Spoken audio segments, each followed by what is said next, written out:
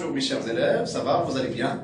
Alors aujourd'hui je vous retrouve pour une nouvelle vidéo qui va parler de la production écrite argumentative. Et bien sûr il faut se mettre en tête et savoir que la production écrite est l'élément le plus important pour les élèves de la première année bac. Pourquoi? Parce qu'ils ont 10 points entre compréhension et langue et 10 points pour la production écrite. Donc il faut accorder la priorité, donner la priorité à la production écrite. Donc aujourd'hui, je vous retrouve pour vous expliquer la production écrite, mais avant, on va lire un sujet de production écrite. La peine de mort est un châtiment douloureux qu'il faut abolir. Partages-tu cet avis? Comme vous pouvez remarquer, c'est que la production écrite, notre sujet, est composé de deux parties. Donc, la première partie, c'est une partie informative qui nous donne une information. Et la deuxième partie est une partie interrogative qui nous pose une question sur la peine de mort et sur notre point de vue par rapport à la peine de mort. Très bien. Vous avez trois manières différentes pour présenter ou pour écrire, pour rédiger une introduction. Premièrement, on peut reformuler le sujet, ça veut dire écrire le sujet en ses propres mots. Ça, c'est la première des choses, ça, c'est la meilleure. C'est ce que j'apprécie.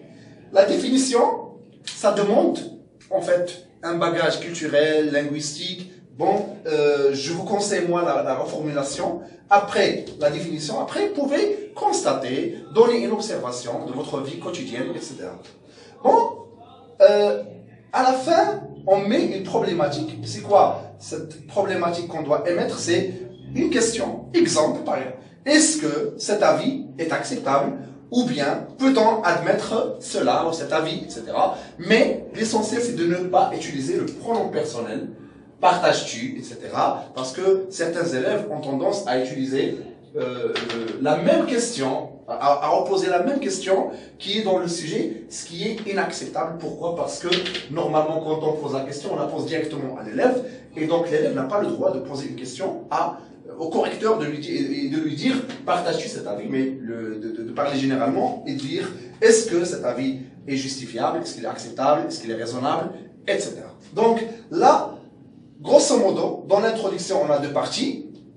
La première partie, on reformule le sujet. Si on ne peut pas reformuler, on peut écrire la partie informative telle qu'elle, sans rien changer, et bien sûr, choisir une question qui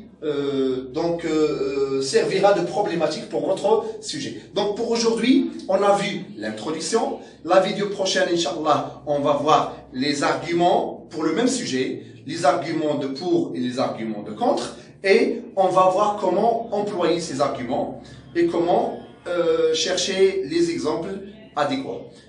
La troisième vidéo, Inch'Allah, sera consacrée à la conclusion et aux différentes expressions pour introduire ou pour donner une conclusion. Mes chers élèves, je vous remercie infiniment. Rendez-vous, Inch'Allah, dans la prochaine vidéo. Salam alaikum.